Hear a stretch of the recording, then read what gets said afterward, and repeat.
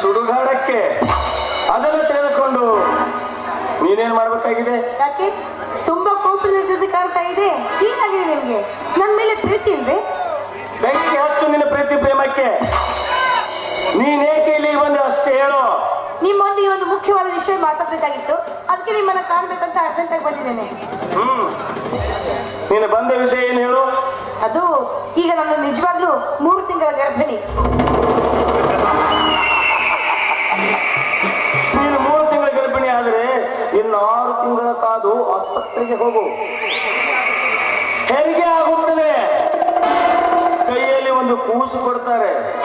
ಬೇಕಾದರೆ ಸಾಕು, ಬೇಡವಾದರೆ ಹೋಗು. ಅಂದ್ರೆ ನನ್ನನ್ನು ಈ ಪ್ರೀತಿ ಪ್ರೇಮ ಮಾಡಿ ಗರ್ಭಿಣಿ ಮಾಡಿದ ಮರ್ತ್ಬಿಟ್ರ ನೀವು ನನ್ನ ಕೊನೆಗೆ ತಾಳಿ ಕಟ್ಟೋದಿಲ್ವೇ?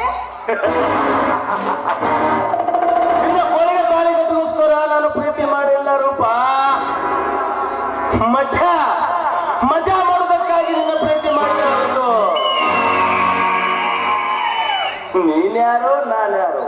ನನ್ನ ದಾರಿ ನಾನು ನೋಡಿಕೊಂಡಿದ್ದೇನೆ, ನಿನ್ನ ದಾರಿಗೆ ನೋಡಿಕೋ. ಇಲ್ಲ, ಈ ನನ್ನ ಗರ್ಭಕ್ಕೆ ನೀವೇ ಕಾರಣ. ತಾಳಿ ಕಟ್ಟಲೇಬೇಕು. ಅಯ್ಯೋ ಹುಚ್ಚಿ, ನಾನು ಪ್ರೀತಿ ಮಾಡಿದ ತಾಳಿ ಕಟ್ಟುತ್ತಾ ಬಂದಿದ್ದೇನೆ. ಇಷ್ಟೊತ್ತಿಗೆ ಎಷ್ಟು ಹೆಂಗಸರು ನನ್ನ ಹೆಂಡತಿಯರಾಗುತ್ತಿದ್ದರು. ನನ್ನ ಕಣ್ಣಿಗೆ ಬಿದ್ದ ಯೌವನದ ಹೆಣ್ಣುಗಳನ್ನು ಪ್ರೀತಿ ಬಲೆಯಲ್ಲಿ ಹಾಕಿಕೊಂಡು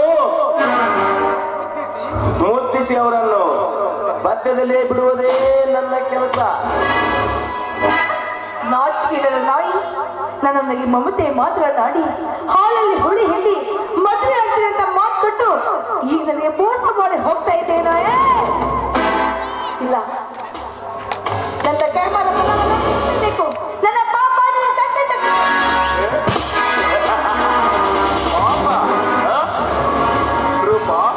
ಎಲ್ಲಿದೆ ನಿನ್ನ ಪಾಪ ಪುಣ್ಯ? ಅದರ ಅರ್ಥ ನಿನಗೇನಾದರೂ ಗೊತ್ತೇನೆ? ಈ ಕಲಿಯುಗದಲ್ಲಿ ತಾನು ಬದುಕಿ ಮತ್ತೊಬ್ಬರನ್ನು ಬದುಕುವುದೇ ಪುಣ್ಯದ ಕೆಲಸ.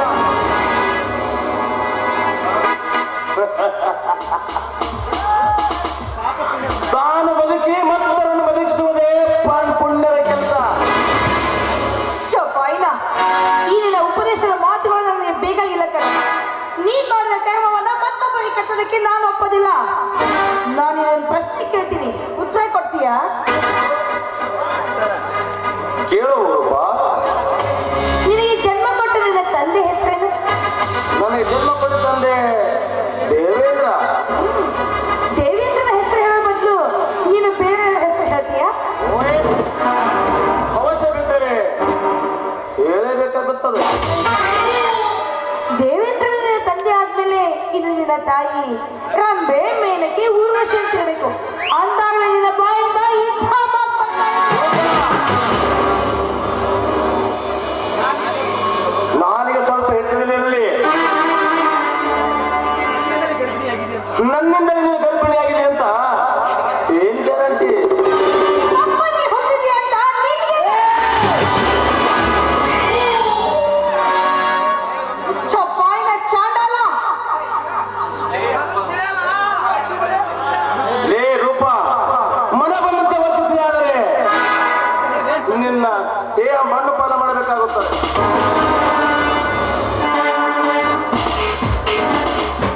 ಕಾಲ್ ಮಾಡ್ತೀಯಾ? ನೀನೇ ಮಾಡ್ಕೊತೀಯಾ? ನಿಜ ಕಣೋ, ನಾನು ಒಂದು ನಾಯಿನೇ. ಆದ್ರೆ ಮನೆ ಮನೆ ತಿರುಗೋ ನಾಯಿ, ಅನ್ನ ಹಾಕಿದ ಮನೆಗೆ ಕನ್ನ ಹಾಕುವ ನಾಯಿ ನಾನಲ್ವೋ? ಆದ್ರೆ ನೀನು ಅಂಥ ನಾಯಿ ಅಲ್ಲ, ನೀನೊಂದು ಹುಚ್ಚು ನಾಯಿ ಕಣೋ. ನಿನ್ನಂತ ಹುಚ್ಚು ನಾಯಿ ಕಚ್ಚಿದ್ರೆ ಬಾಳಿಗೆ ವಿಷ ಆಗುತ್ತೆ. ನಿನ್ನಂತವನ್ನ ಊರಲ್ಲಿ ಬದುಕೋದಕ್ಕೆ ಬಿಡಬಾರ್ದು. ಒಂದ್ ವೇಳೆ ಬಿಟ್ಟಿದ್ದೆ ಆದ್ರೆ ನನ್ನಂತ ಹೆಣ್ಣುಗಳ ಬಾಳಿಗೆ ಆಪತ್ತು. ನಿನ್ನಂತ ಹುಚ್ಚು ನಾಯಿನ ಮುಂದೆ ಮಾಡಬೇಕು. ಅಂದಾಗೆ ನಮ್ಮಂತ ನಾನೇಳು ಧೈರ್ಯದಿಂದ ಬಾಳೋಕೆ ಸಾಧ್ಯ ಈ ಸಮಾಜದಲ್ಲಿ. ನನ್ನನ್ನು ಗುಂಡಿಟ್ಟು ಹೊಡೆಯುವ ಈ ಕಲಿಯುವುದನ್ನು ಈ ಕರ್ಮೆಂದನ್ನು ಗುಂಡಿಟ್ಟು ಹೊಡೆಯುವುದೇವ್ಯ ಯಾವ ಗಂಡ ಸಿಗುವುದಿಲ್ಲ. ನೀನು ಒಂದು ಹೆಂಗಸು, ನನ್ನೇನೇನು ಹೊಡ್ತೀವಿ ನೀನು? ಈ ಸಮಾಜದ ಕೈಯಿಂದ ನೀನು ಪಾರಾದ್ರು ಕಾನೂನಿನ ಕೈಯಿಂದ ಪಾರಾಗ್ಬೇಕಲ್ಲ. ನೀನ್ ಮಾಡೋ ತಪ್ಪನ್ನ ಕೋರ್ಟಿನವರೆಗೆ ಹೇಳ್ತೀನಿ. ಸರ್ಕಾರದಿಂದ ನಿನಗೆ ಶಿಕ್ಷೆ ಸಿಗೋ ಹಾಗೆ ಮಾಡ್ತೀನಿ. ನನ್ನ ಸರ್ಕಾರ ನನಗೆ ಏನು ಮಾಡಬಲ್ಲದು? ನನ್ನ ಹತ್ತಿರ ಹಣವಿದೆ, ಹಣ ಚೆಲ್ಲಿ ಬಿಸಾಕಿದ್ರೆ ಸಾಕು.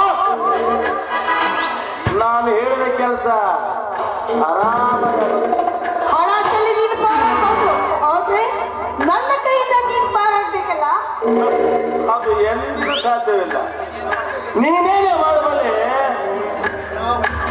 ಬೇಡ, ಒಳ್ಳೆ ಮಾತಿನ ಹೇಳ್ತಾ ಇದ್ದೀನಿ, ಹಠ ಮಾಡಬೇಡ.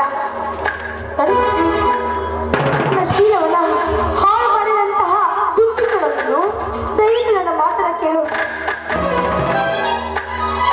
ನೀನು ಎಂತ ಹೆಣ್ಣುಗಳನ್ನು ನೋಡಿರ್ಬೋದು, ಆದ್ರೆ ಅವುಗಳಂತೆ ನಾನಲ್ವೋ? ನನ್ನ ಜೀವನದಲ್ಲಿ ತಾಳಿ ಕಟ್ಟಿಸ್ಕೊಂಡ್ರೆ ಅದು ನಿನ್ನ ಕೈಯಿಂದಲೇ. ಇಲ್ಲದಿದ್ರೆ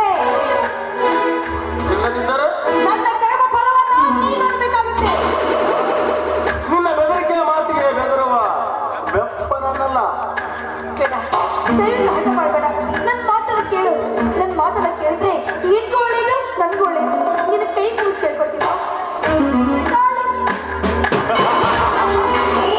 ನನ್ನನ್ನು ಕೋರ್ಟ್ ಕೇಳಿಸಬೇಕಾದವಳು, ಸರ್ಕಾರದಿಂದ ಶಿಕ್ಷೆ ಹೊರಿಸಬೇಕಾದವಳು. ನಿನ್ನಂತವಳಿಗೆ ಗುಂಡಿಟ್ಟು ಕೊಲಿಸಬೇಕು.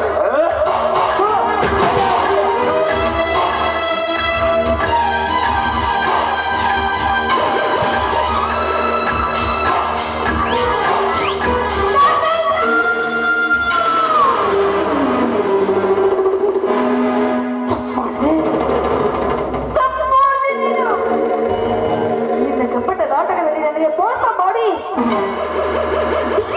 ಕಳೆದಾಯ್ತಂತೆ ಓಡ್ ಹೋದ ನಿನಗೆ ನನ್ನಿಂದ ಶಿಕ್ಷೆ ಎಂದಿಗೂ ತಪ್ಪೋದಿಲ್ಲ ಕಣೋ. ಒಂದ್ ವೇಳೆ ತಪ್ಪಿದ್ದೆ ಆದ್ರೆ ಒಂದು ಜಾತಿಗೆ ಅವಮಾನ.